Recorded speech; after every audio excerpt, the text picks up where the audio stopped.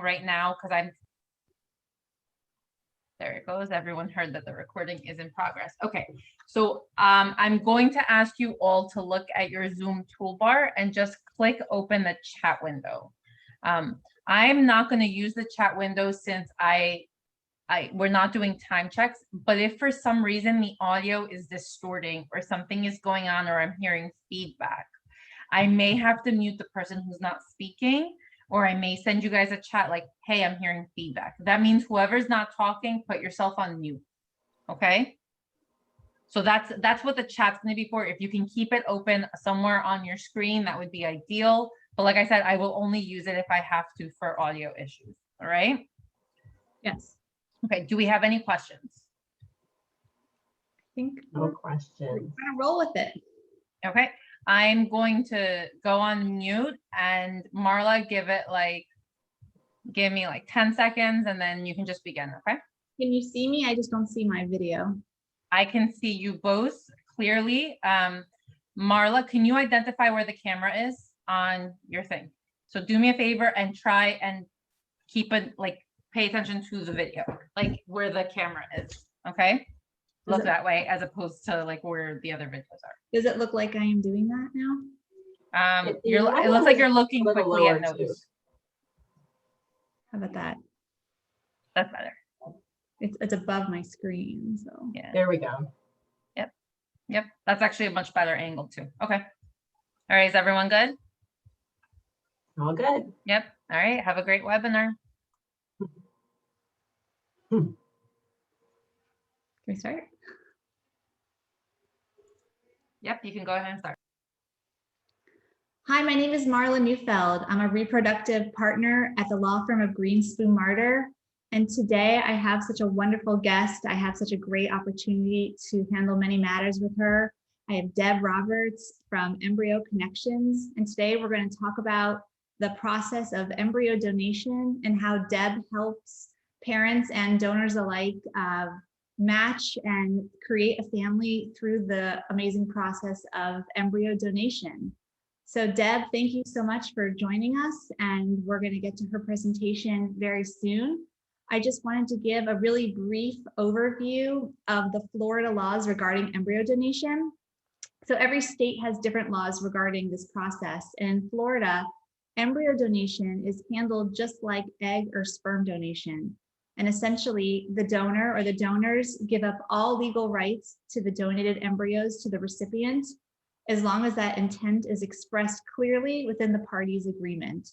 So as I said, every state handles this differently, but that was just a brief overview of Florida, where it is permissible to donate embryos in Florida, and it is not any form of adoption. So with that, Deb, I'd love to hear how you founded Embryo Connections, how you got into this area, and just hear a little bit more about your story with this.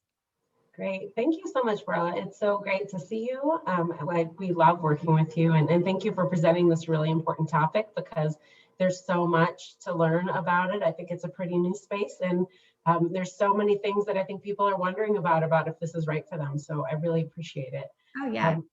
Thank you so much for being here. So a little bit about my story. I'm actually a single mom by choice, and I had my children through embryo donation.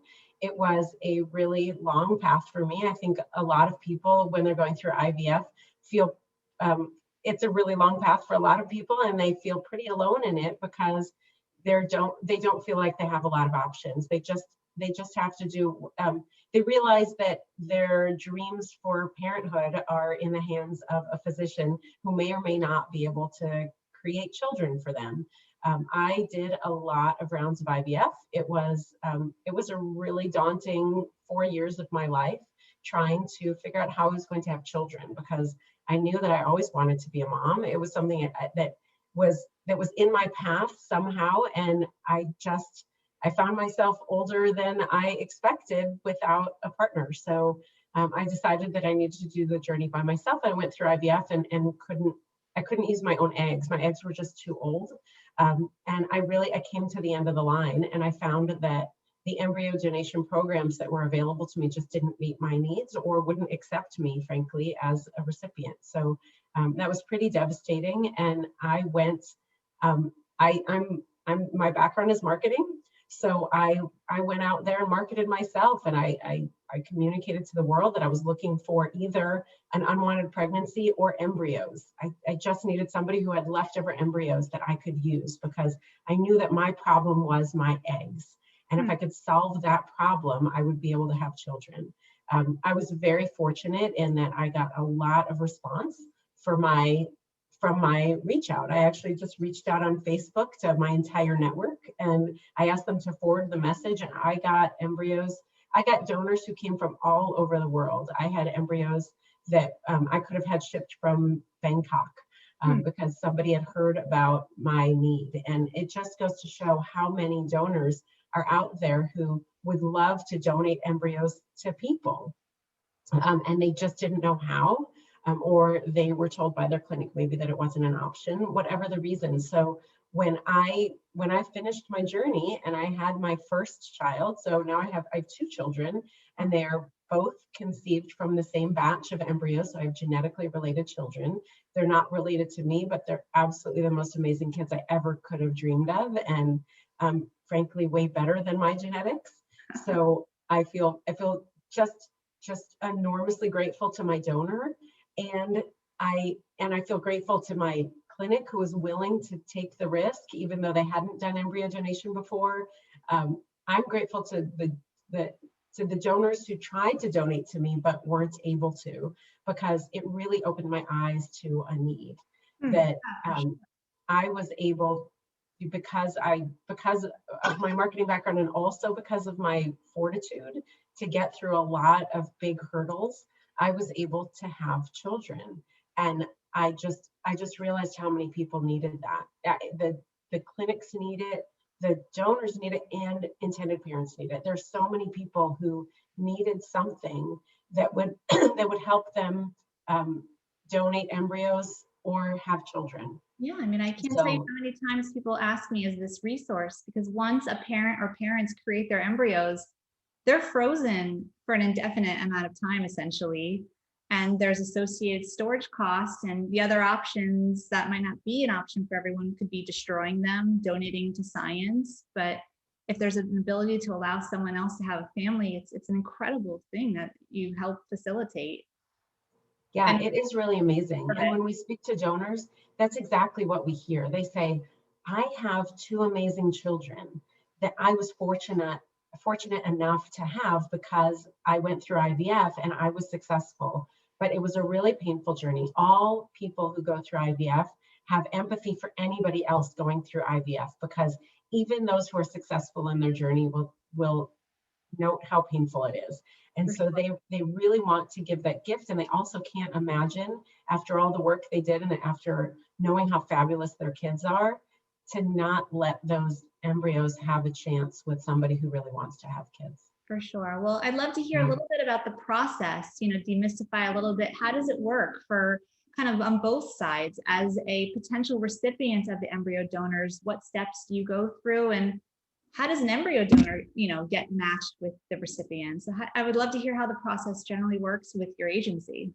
Yeah, absolutely. And I'm going to talk about how the process works for us. There are multiple agencies out there, or multiple organizations out there. We all work a little bit differently, so I can talk to how we work. Yeah. But I do encourage people to find a program that fits right for them. The picture that you're seeing right here is actually one of our clients who this was a picture that was taken 1 year after her transfer. So they're so excited to be parents, and just I was really impressed actually with the creativity of the embryo frame. So how do you have time for that when you've got a 3-month-old? I saw something like before and after picture. Yes, exactly. So the process works pretty much the same for donors and recipients. I think both come in for different reasons, of course. When a donor comes in, we talked about that they're coming in because they have remaining embryos, and they really want to donate those to somebody who wants to be a parent. And everybody comes in as a recipient for different reasons, right? So if you're an intended parent, it might be because you did go through rounds of IVF. and have no children. For some people, it's secondary infertility. Maybe maybe they had children early in life, but they're remarried and they want to have children again. Some people are just married a little bit late, or never found a partner like me, and they went to their physician, and their physician said they've got a 2% chance. My doctor gave me 2%, and I actually translated that to about -2%. My likelihood was pretty darn low, and as it turns out, I was right. So the chance of being successful is low for them, and they just say, we're not going to invest in that. We really don't care about our genetics. We were planning on traditional adoption anyway. Traditional adoption is really hard, and I think that's maybe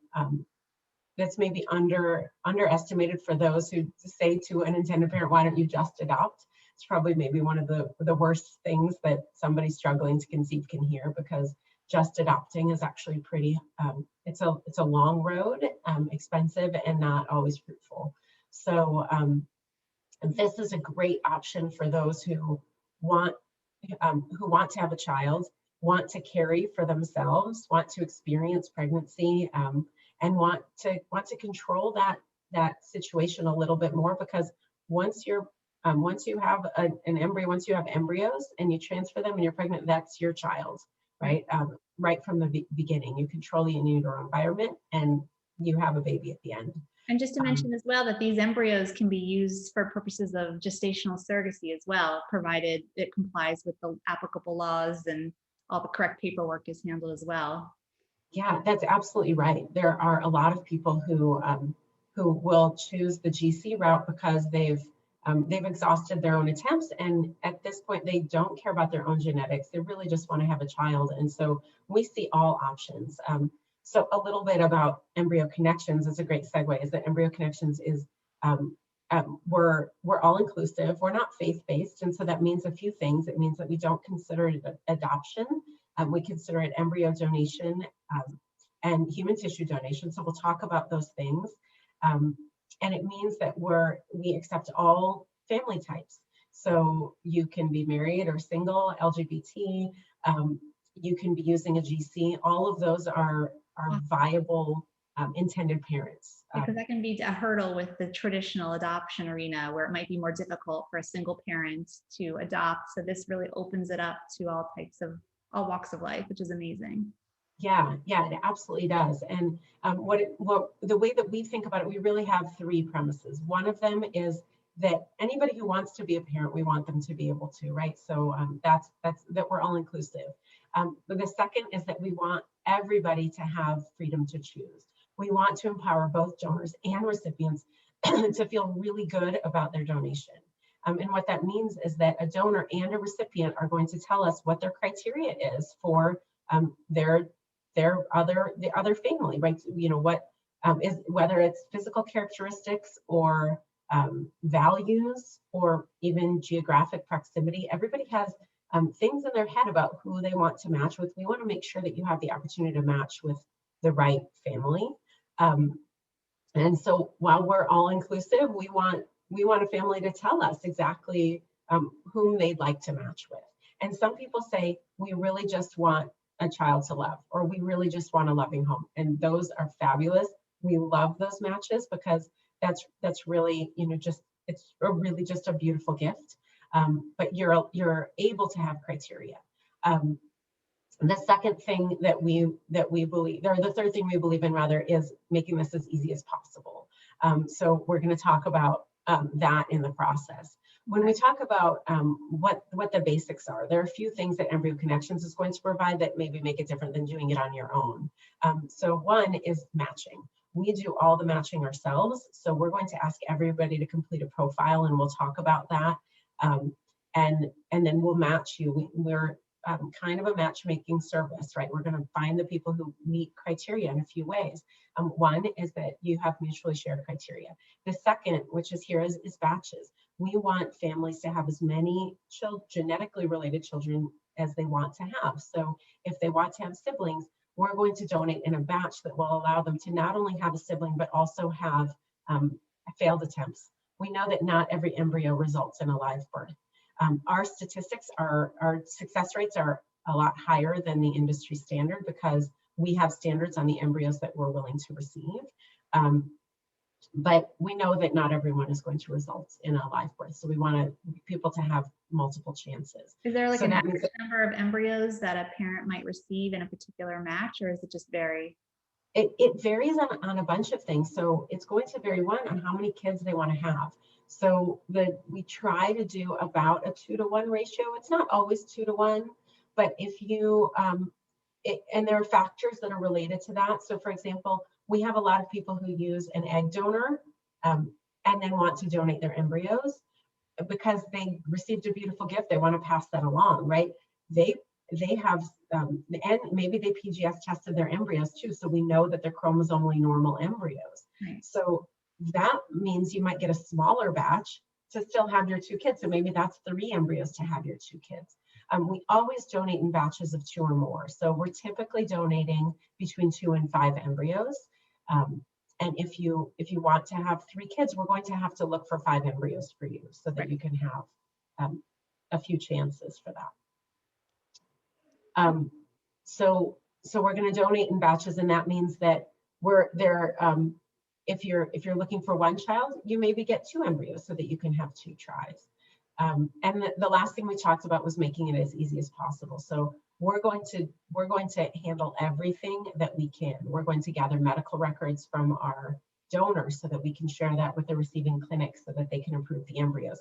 We're going to refer counselors to you and refer attorneys like you, Marla. We love to recommend Marla. She's fabulous.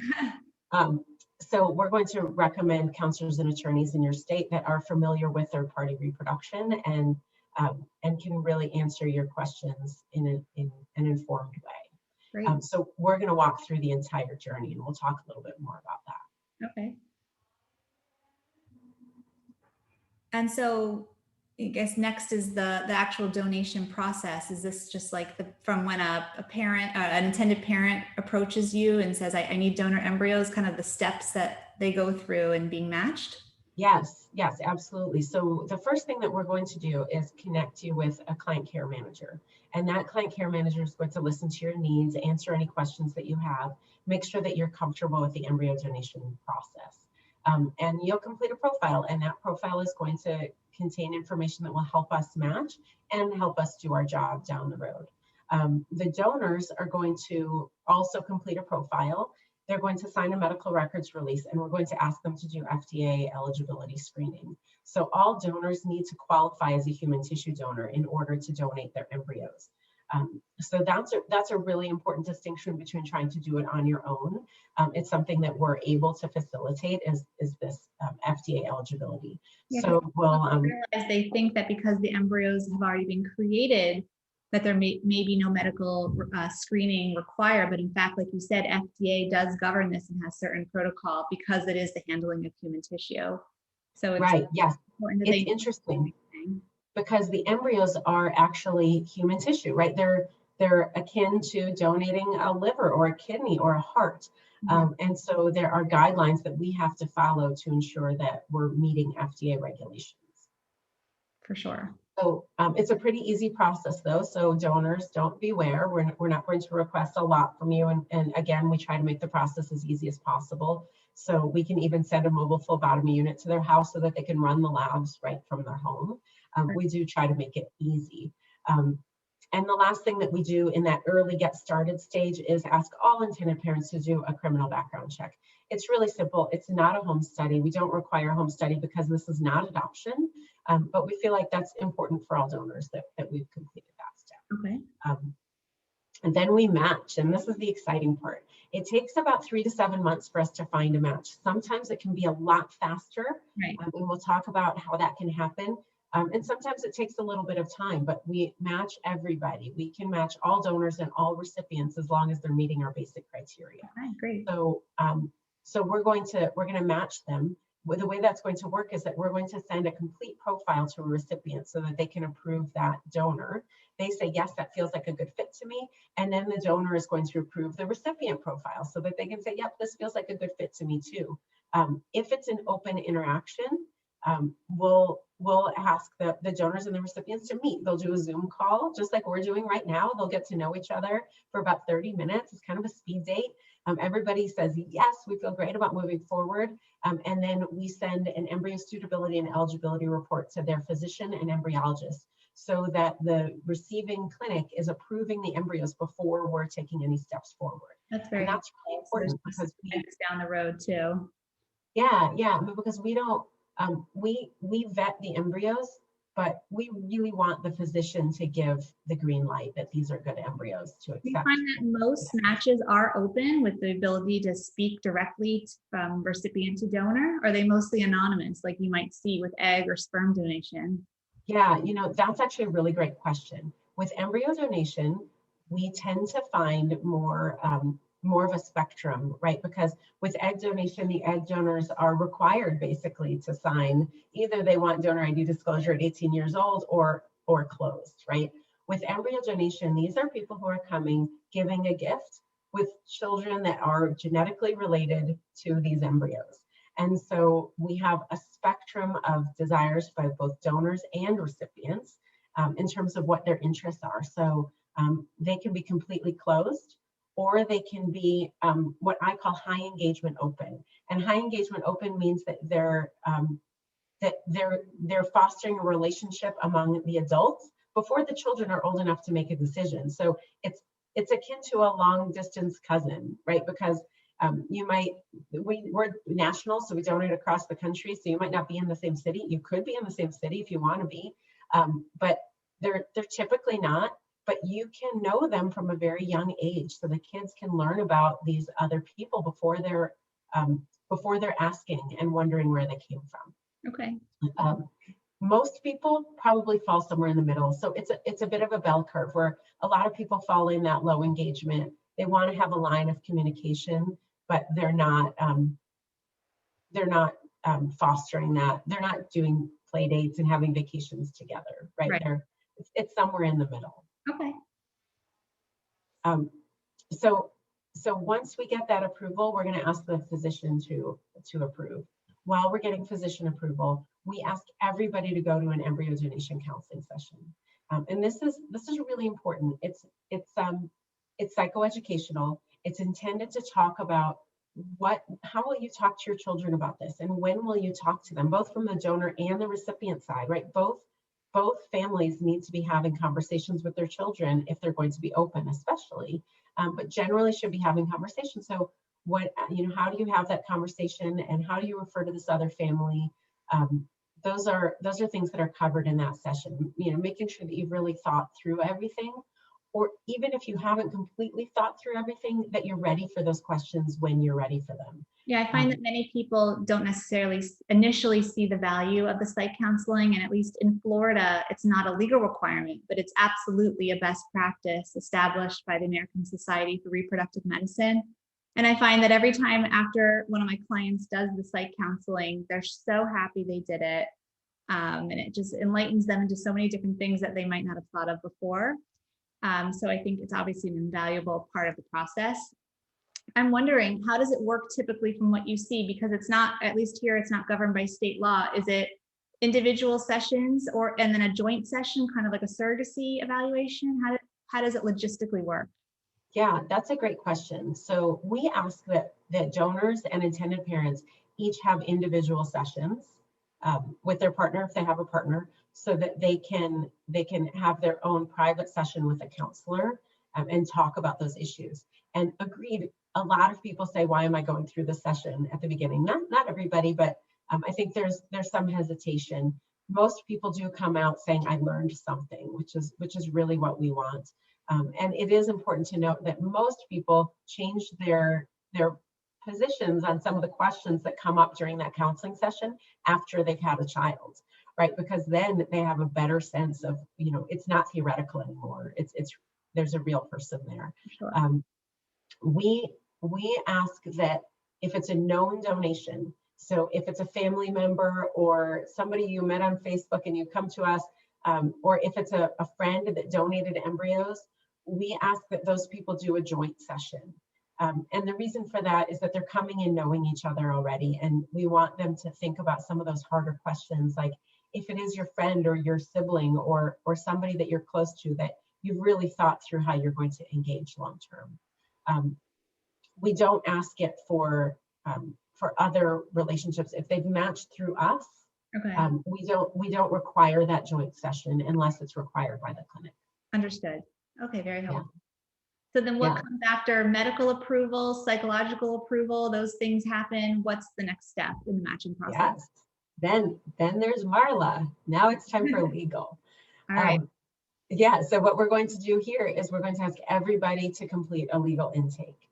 And so we're going to actually complete it for you. We're going to ask the donors and the intended parents to review it and make sure that they're comfortable with the language.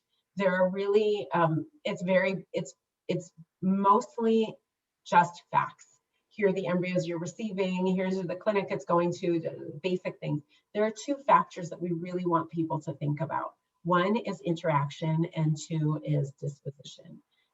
As you know, interaction is not legally binding. We can't force families to have a relationship, but we do want to set some expectation before the legal agreement to say, these are our expectations or our hopes for how we choose to interact. Okay. The second is disposition, which is what happens with remaining embryos. There may be remaining embryos after they've completed their family. And so we'll really want to get comfortable that both families know what happens to those embryos. That is legally binding in the sense that a clinic is going to look at that information to determine if they can complete the disposition that the recipient is asking for when they're ready. So basically, if God forbid the intended parents die, get divorced, or like you said, are complete with their family, what happens to the embryos? Do they revert back to the donors? Do they then get destroyed? And it's super important to discuss this at the beginning so that it gets properly drafted into the agreement and for the clinic to be aware of it as well.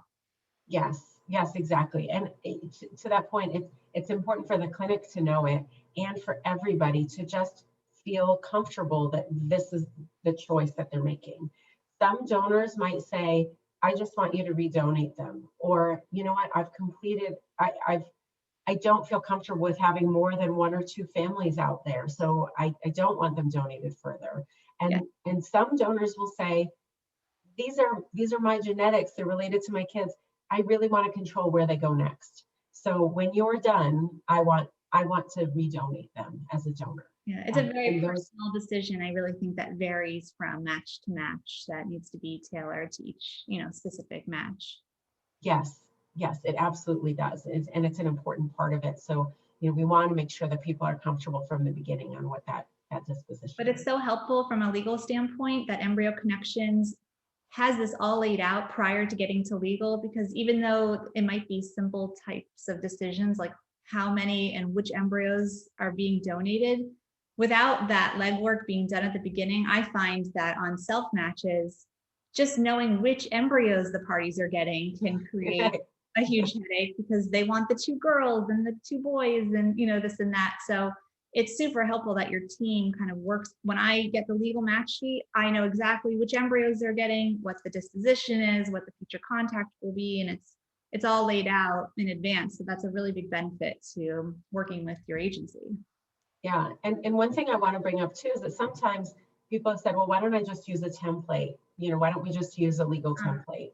And my answer to that is that the lawyers do really an important job. So you can probably talk a little bit more to that, but I feel like you are providing a lens that as an agency we don't see, or we're representing both parties first of all, and we're also not attorneys, so we don't know the state laws. We don't know the nuances. Yes, you certainly wouldn't want to go through all this and jeopardize either party's parental rights or future, kind of interactions between the parties. So clearly it's a very state specific and tailored agreement that needs to be handled. And at least in Florida, again, we don't have laws regarding this best practice, but any matter that we work on together, Deb, and any embryo donation that I do, there are always separate attorneys, one for the intended parents, one for the embryo donor or donors, that are typically, both attorneys are paid for by the intended parents, and so the ones benefiting from the donation. Yeah, Yeah, I think that's actually a really good point too, because I think sometimes intended parents hear donation and say, oh gosh, well, this should be free. There are a lot of costs that are associated with embryo donation. It costs a lot less than to do an egg donor cycle or to do an IVF cycle, frankly. It's one of the lowest cost alternatives in fertility besides maybe IUI. But there are costs associated with it, and the donors are not compensated. So we ask that the recipients pick up any expenses that are incurred due to the donation. So a lawyer is a great example of paying that. the shipping, as of what date are they paying for storage, things like that are all contemplated in the match sheet that you provide me, and goes into the legal agreement as well. Yes, and I think the donors are grateful for being able to donate, and also grateful that it's not costing them money to do it, because they've already spent a lot on their own IVF journey. So once legal's all finalized, the legal clearance sent to the clinic, the embryos are then typically shipped at that point to the transferring clinic, if not already there? Yes, so we're going to work with the clinics to provide all the clearances that they need. We'll send them the correct embryo inventories and all the documents that they need to relabel the embryos to be in the intended parent's name. And then we'll coordinate the shipping from where they're stored to where they're going. Okay. We like to handle all of it because there are things that come up, and it's amazing the things that you don't think about. Like if a clinic has a cycle week, maybe they don't want to receive that week, or there's a document missing that they need from us. I think it's very helpful to have a professional party trying to handle that shipment. Okay, great. So what's next in the process? Just kind of the overall, like what goes into the profile, or? Well, so the next step after that is they have babies. Right. So then they get to have their transfers. And one thing with Embryo Connections is that they get as many embryos. They get all those embryos up front. So if they get 2 or 3 embryos or 4, they're going to get all their embryos and then have their transfers as they need them. So maybe they have 1 child and they store the remaining embryos for when they want to have their second, or maybe they have their first transfer and it's not a success. They have the second embryo available for transfer right away. Right, you're not redoing paperwork or shipping new embryos. You have enough for an attempt or 2, hopefully. Yes, exactly. So the next thing we can go to is qualifications. What does it take to be a donor and an intended parent? Right. The donors, we ask that donors have at least 2 vitrified blasts in storage to donate. And that's important because not every embryo even survives the thaw. So if you want to donate, if you're a donor and you want to donate a single embryo, we can absolutely help with all the logistics. We just want a donor and intended parent to match before they come to Embryo Connections, because then they're taking on the risk of having only 1 embryo. Right. The second thing is we want their family to be complete. So this has really come from our counselors, that our counselors have told us how important this is, and we really respect that it's important to know that you're done before you start giving away embryos, just in case you change your mind and find yourself without embryos. And that can be sad for families. So we want to make sure that a donor is done, and that means that they've completed their pregnancy. So sometimes people want to donate while in the middle of their pregnancy, and we're willing to get started with them, but we really want them to have their baby before we That's a good idea, for sure. Before we actually finalize the donation. And the last thing, of course, is that the legal owners are prepared to donate. And so we do work with divorcing families. And so we know that comes up during divorce, is okay, now it's time to do something with these remaining embryos. We're definitely happy as long as both parties are. Right, the ownership can't be in a legal limbo to be donated. Even within my own agreement, we represent from the embryo donors that they have the legal ability to further donate these the embryos at hand. So yes, good that's a requirement. Right. And so what's good for intended parents here is that we're making sure that all this is true, and we're getting the embryo inventory. We're making sure donors qualify before we share that profile with an intended parent, so that whatever an intended parent sees, they can feel confident would be an available set of embryos. Does it matter whether the embryos are located in the United States or internationally? I know you mentioned shipping across borders. Right, that's a great question. We can work outside of the United States, but typically we don't. Most of our embryos are within the United States, and we ship within the United States. Part of that is that the cost, it's pretty prohibitive to ship outside of the country. In addition, some of the guidelines require that the donors be in the United States for FDA eligibility, for example. Understood. That's something. And I know I have heard of horror stories, none of my clients personally, but that customs can interfere with the actual shipping process and potentially destroy the embryos when they're en route. Right, yes. Our shippers have told us that they feel very confident in shipping internationally, but there's definitely a little bit of a higher risk there because embryos can survive in that tank for about a week. That's about how long a tank will survive. It will hold its freeze. Okay. And how do you qualify as an intended parent or intended parents for your program? That's a great question. So one is to be an intended parent, to be seeking the embryos for your own use. The second is that you're medically prepared to transfer the embryos for yourself, or you're prepared to use a gestational carrier. Okay. And we don't ask that that an intended parent have already completed all of their exams with their physician before they come to us. But we do want to make sure that they're in that process so that they're getting their uterine evaluation so that they really feel, so that a physician feels confident. And part of that is we want to move really quickly. So as soon as we get a match, we want to send that embryo suitability and eligibility to the clinic, and the clinic will say yes. A physician will say yes if they've also already verified that the intended parent can receive. Understood. Okay. So it doesn't have to happen before talking to us, but it should be happening at least simultaneously. Okay. The next is a criminal background check, which we talked about. It's online. It's it's quick and easy. And the last one is that they have to be 52 or younger, or as the carrier, and a combined age of 104 for a partnership. Does that come from a certain guideline? It's certainly not like state specific, or is that just a best practice established? It's ASRM has best practices on who should be carrying pregnancies, and it's not based on the pregnancy itself. So I think a lot of intended parents say, I'm 54 and very healthy, and I can absolutely carry a pregnancy. But the question that ASRM asks is, will your child be without a parent by the time while they're still a minor? And that's a big concern for ASRM, and so we take on that guideline as our own. Understood. Okay, so what's in a profile?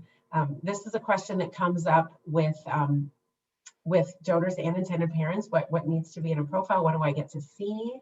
How do I make my choice?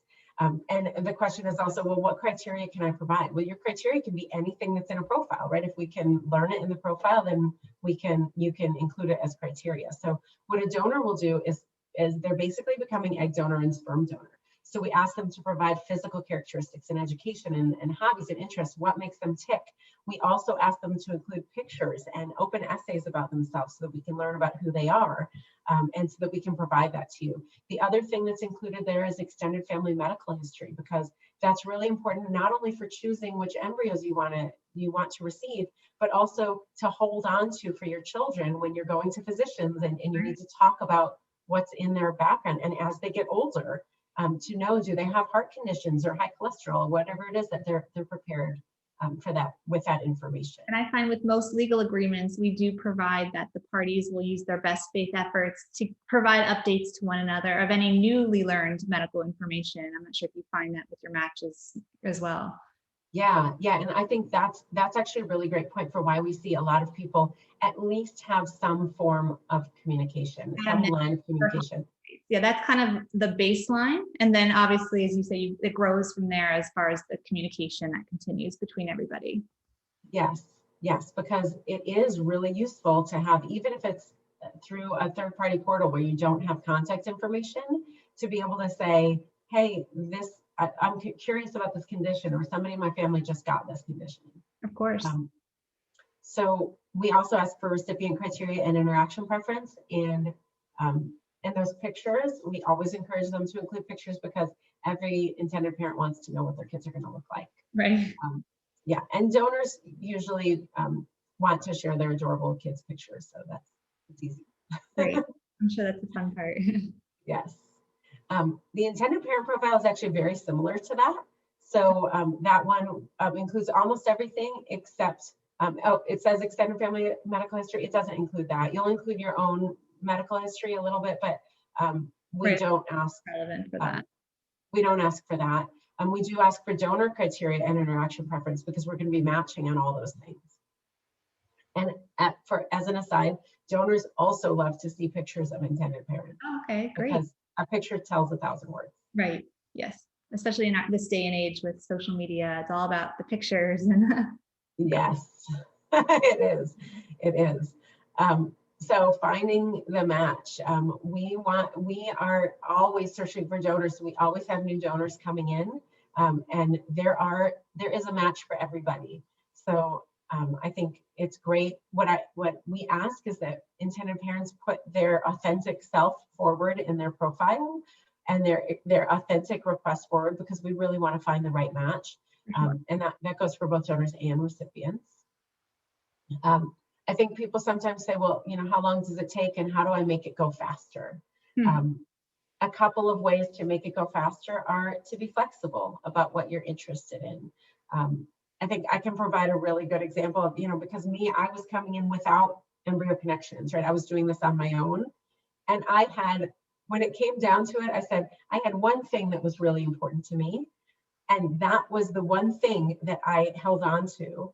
And I let go of everything else that I thought I might have wanted my kids to be. right. Did I want them to look like me? No, I mean, that would have been fun, but was that really important? It wasn't important to me. So I figured out what was important. Everybody has different things that are important to them. Some people really want their kids to look like them, and that's great. That should be their thing. The more criteria that you put on your donation, Right. the longer it takes to donate. For sure. I've seen it very niche into specific religions and things like that, which I always, from what I see from my clients, it obviously can add to the time for it to be that very specific match. Yes. And I'll add, I do want people to put in criteria that are important to them, because if they're important, we'll find the right match. And sometimes what's important is already in our database. So that particularly is true when it's an open interaction, right? If it's values that are important because you want to be connected, you want to feel connected to the other family, we want to make sure that happens. So we ask that they do must-haves and nice-to-haves, because it's much easier if we know what that split is. Right. And we talked about this already, but alert your clinic. If a clinic doesn't accept embryos, that's okay. We'll find another clinic that will accept embryos. Okay. Yeah, that's a good point to raise. You don't want to, many people are very committed to their clinic, as they should, but if sometimes they can't accept them. Yeah, some can't accept them. And I will also say that many clinics won't accept them because they haven't worked with Embryo Connections yet. And once they work with Embryo Connections, they're much more comfortable because we're doing the FDA eligibility, the site clearance, the legal clearance. We're getting everything they need to all the medical records they need to make the decision. So they're much more likely. Analogous to like the egg donation process, that's just very streamlined and more routine. You now created this whole infrastructure to make it, to simplify it for the clinics, whereas before it might have just been chaotic. Yeah. Yes. I would say clinics very much shy away from donations that are done by themselves, that a patient tries to do themselves, because there's so much legwork involved. So I would not, if your clinic says no, if a recipient's clinic says no, I always say, let us give them a call and see if they'll still say no. Great. They might say yes. And then to schedule any surgeries or anything that needs to, any required exams that needs to happen before the transfer.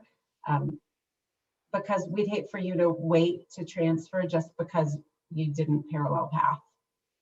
So, right. Yeah. Perfect. Yeah. Sounds pretty simple to me, right? All in a nutshell.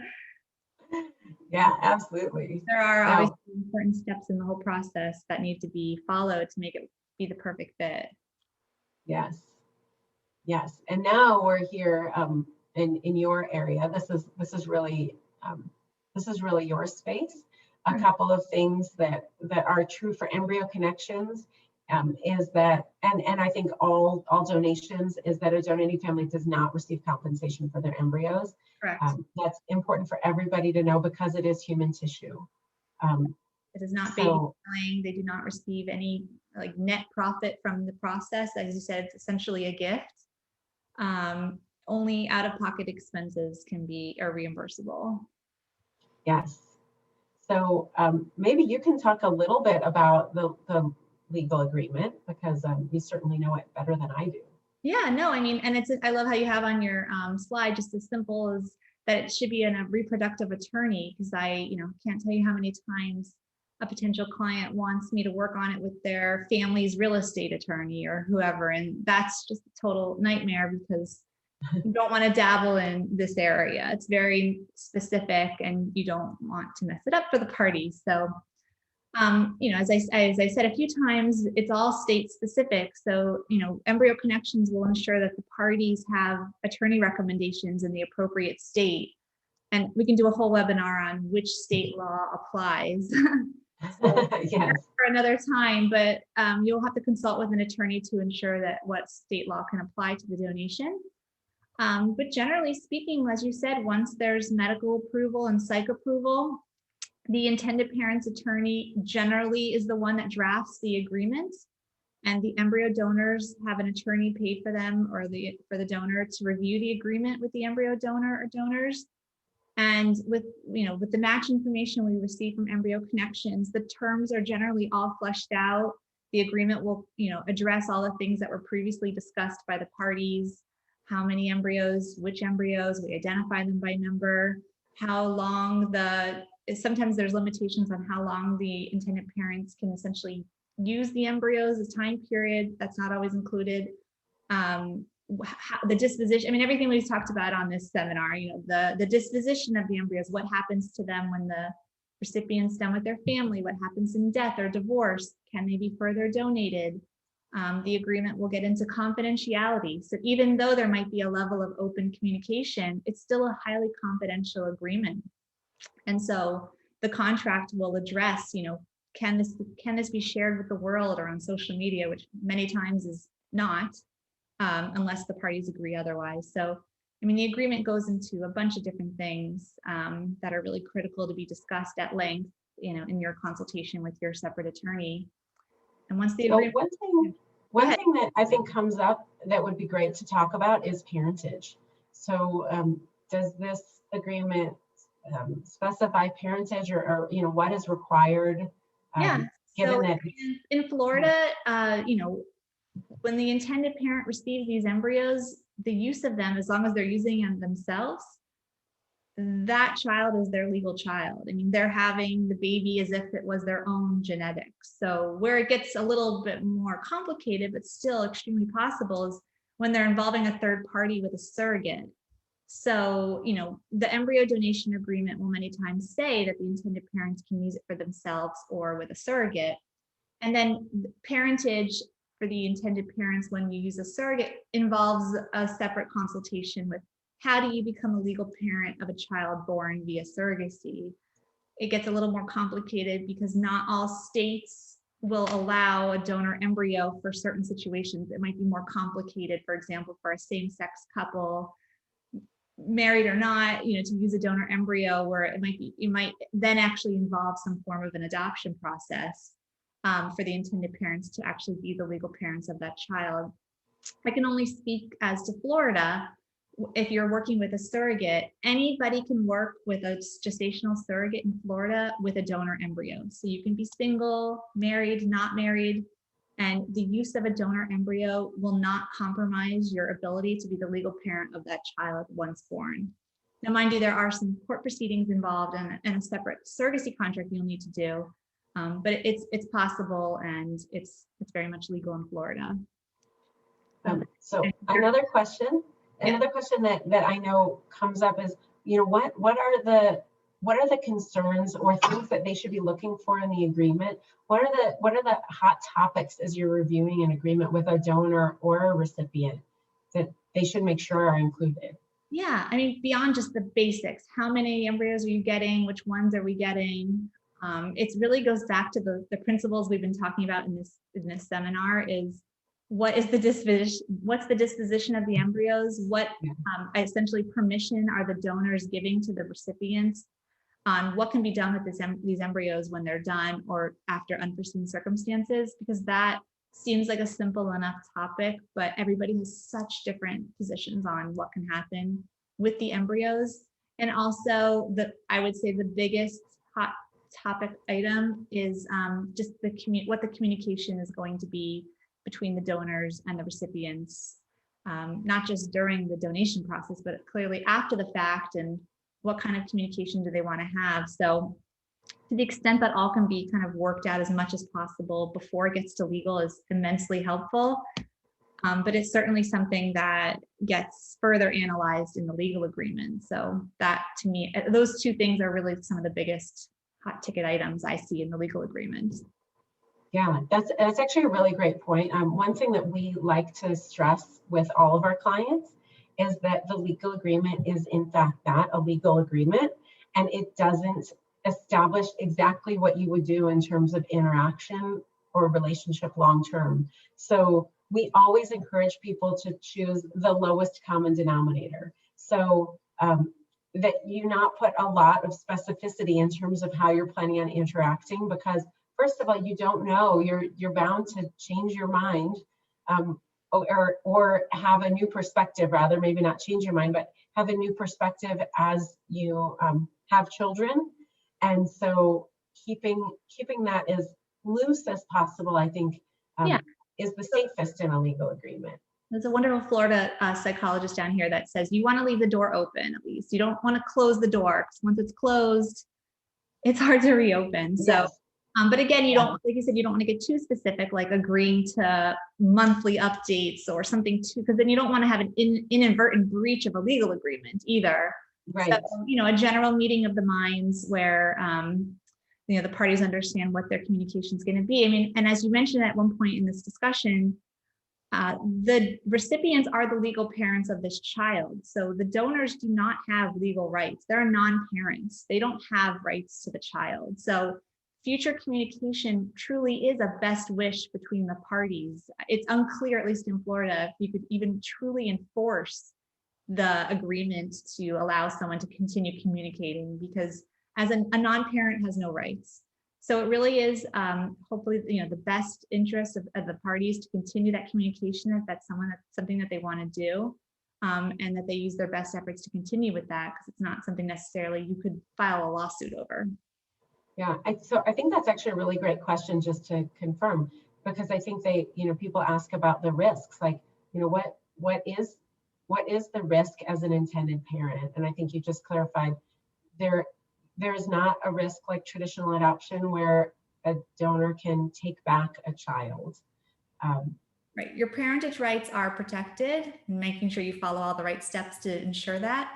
But your future communication, I mean, who's to say that someone just doesn't fall off the face of the earth? I mean, you can't really enforce it like you could like a purchase and sale agreement, where it's like a very clear thing. You're as a non-parent, your rights are, it's really more of like a best efforts kind of efforts between everybody. And so on the donor side, we sometimes hear about their fears, like, what are, their risks for a child coming to them saying, you are my parent, or you owe child support. Yeah, what are their risks? I mean, we say that probably 20 different ways in the agreement, that there are no no child support obligations, you're a non-parent, no responsibilities, and the recipients are the ones assuming all rights. So provided everything's handled in the appropriate legal way, I can only speak to Florida, is very clear. You have no parental rights. The donors have no parental rights to the child born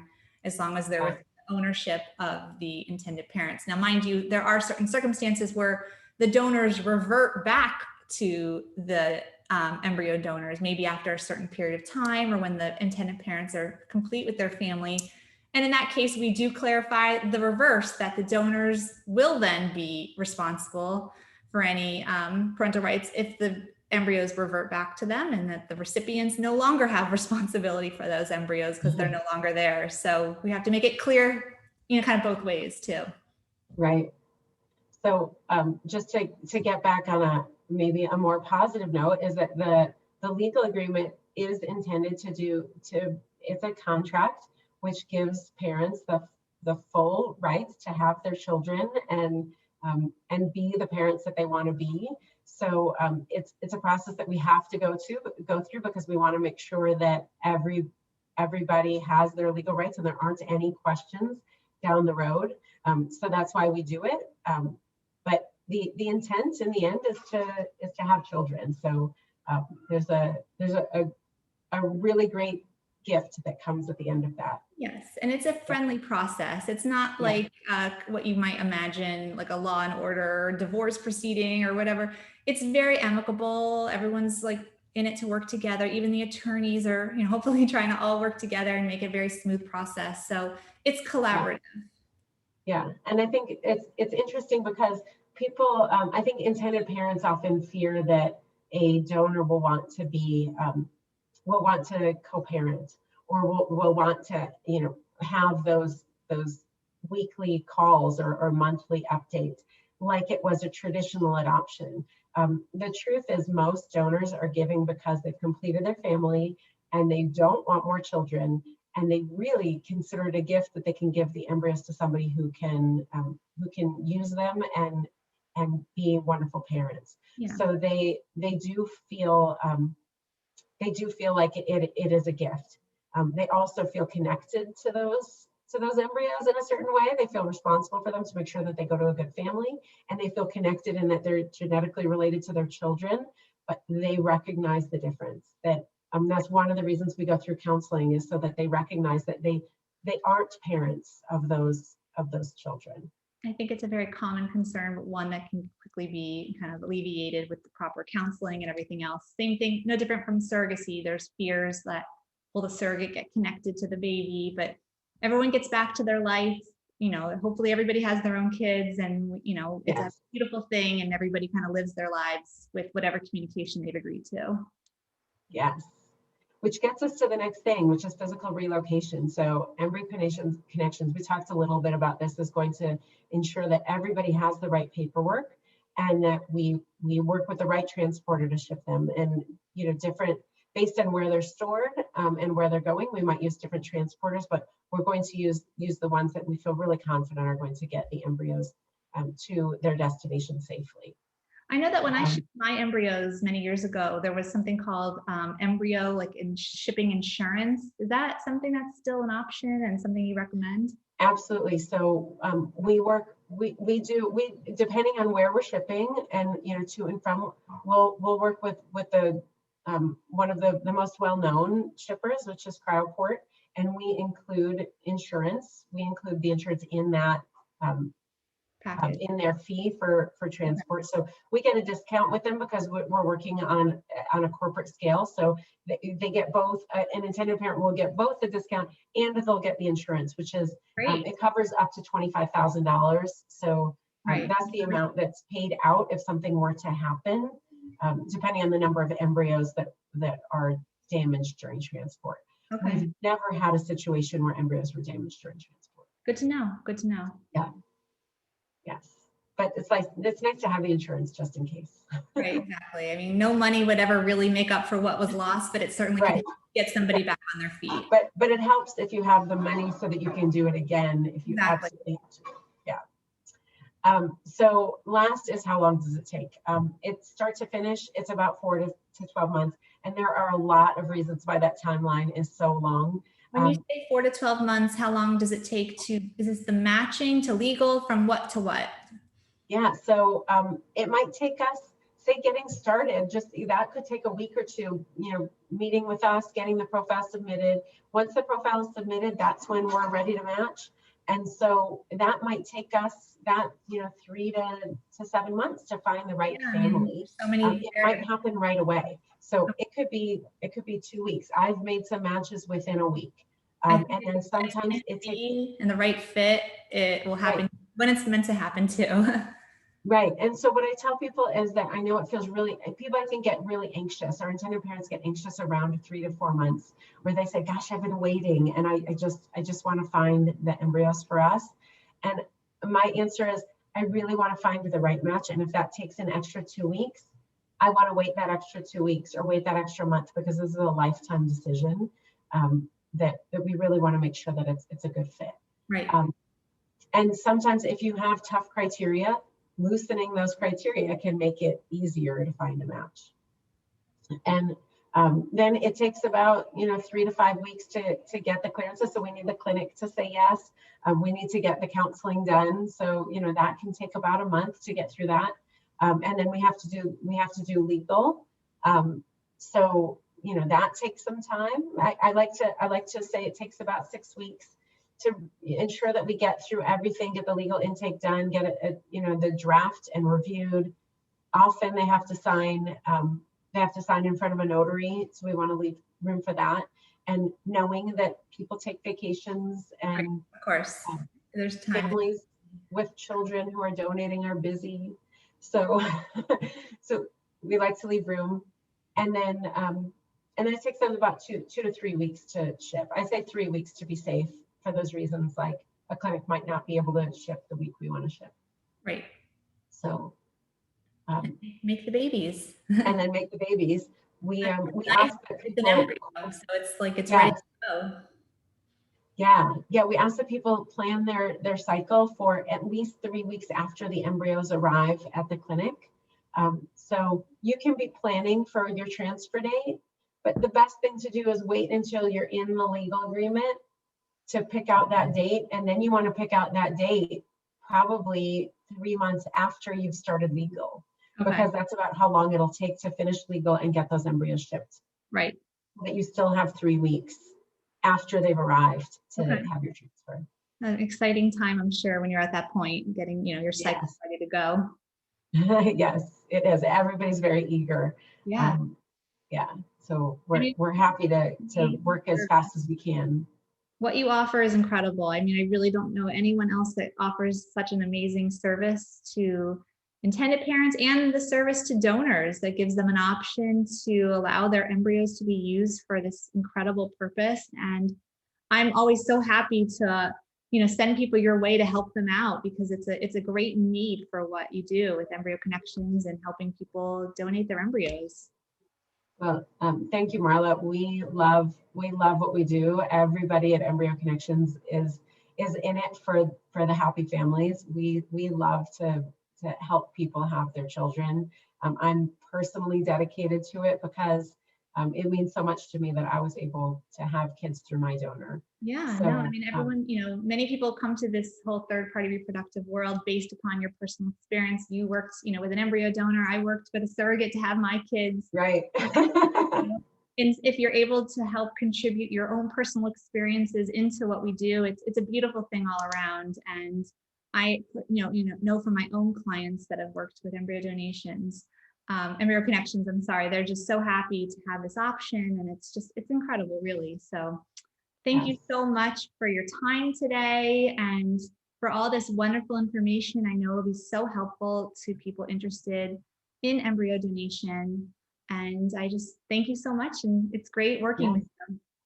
Thank you, Marla. It was a pleasure. Yeah, so everyone's information is on this slide. Feel free to reach out to me, and I speak on behalf of Deb. You can reach out to her and her team directly as well through this information.